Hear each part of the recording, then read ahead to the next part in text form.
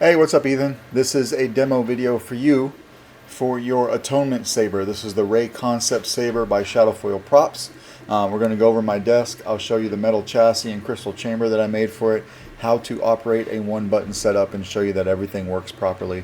All right, and then I will get this out in the mail in a few days when I do the last saber that I've got for you guys, and then the whole box of stuff will go out. All right, thank you.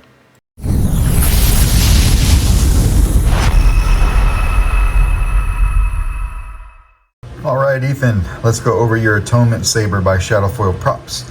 A very cool saber you had first weathered by Astoria Workshop and then sent it over to me for an install. This is installed with the Proffie V3. I had to look at some pictures or some reference photos of this saber. I haven't seen one up close before, haven't paid it too much attention, honestly. This is the Ray Concept saber, and I thought I'd have to add an O-ring to the emitter, but it is indeed supposed to look like that. So it's clocked exactly the way it's supposed to be. All right, very cool one button setup. So your one switch is right here.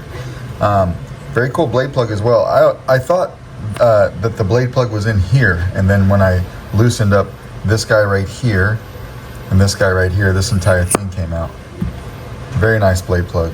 There was a lot of thought that got put into that. So very cool. I'm gonna put that off to the side. All right, you've got a KR Sabers lit PCB in there.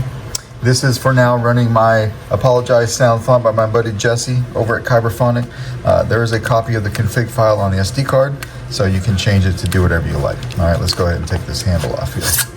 So you had asked me originally to make the metal the same type of what was going on the outside of the saber. We're gonna have me design something, send it off to get printed, but typically those types of prints come out in brass, and brass was not a good look. It didn't match the saber like you wanted at all. So what I had suggested to you, and then ended up doing for you obviously, is machining an aluminum sleeve and crystal chamber in-house. Now there's not a whole lot of room in this saber. When the handle's on right here, if I move this over, you can see this is about where the pommel stops with the thread. So not a whole lot of room, but I was able to fit a small crystal chamber area. All right, took this aluminum chassis sleeve that I made, I knurled it so it matched the outside of the handle here. I did weather it, but not as much as the outside, because I figured this was being protected by the handle being on. So while it is weathered, it's not as intensely weathered as the outside of the saber. All right, I did put two brass rods on the inside though, just for a little bit of contrast on this guy. So you got one here, you've got one here. Easy access to your SD card and your micro USB. So if you take a 90-degree data cable and put it right there, it fits perfectly. All right, you can see your board right there. Kill switch right here. There is a 28mm Smoke Goes Outpost Elite speaker. This comes with a removable 18350 battery, which I will include in your build because I know this isn't a common size. But that is your battery tray. All right, so no wires in there at all. Spring side for the negative side of your battery, please. We'll just slide it right in there and clip it in. Flip the kill switch. I've got this it's a 20 pixel accent ring in there, and there's some diffusion right behind these holes. I have it doing a kit scanner, and then when you turn it on, it does a fast scroll forward. All right, so turn the light back on. Now that we've got the saber on, we'll go ahead and put the handle back on.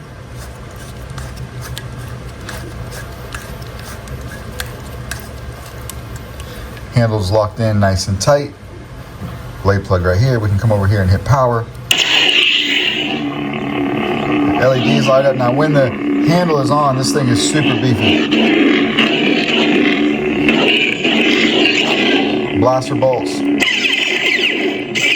Now blade lock up on a 2-button setup is a double tap, but on the second tap, hold it down. Right.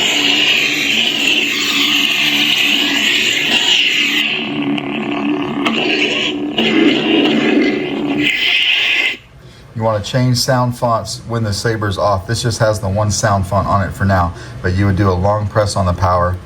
Apologize. All right, if you want to play the soundtrack, do a double tap.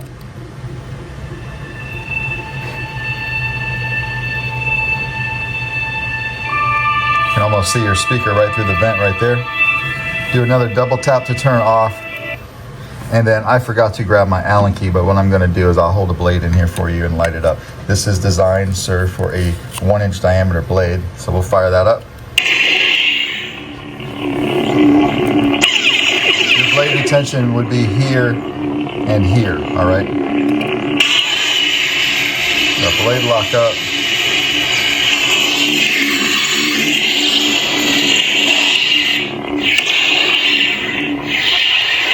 And we'll take the blade out of there. Put your blade plug in, show you that it has some shine through as well. It's a little bit of a tight fit, but it'll go. All right, put it right there. You get some nice shine through right there as well. All right. Come over here and take the handle off.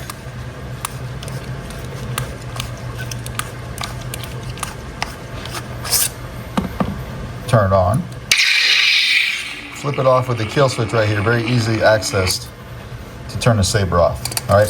But that, sir, is how you use your Atonement Ray Concept Saber by Shadowfoil Props. Let me know if you have any questions. I have one more saber fix to do for you guys. I'll be packing all the sabers up together and sending them out in one shipment. Thanks, man.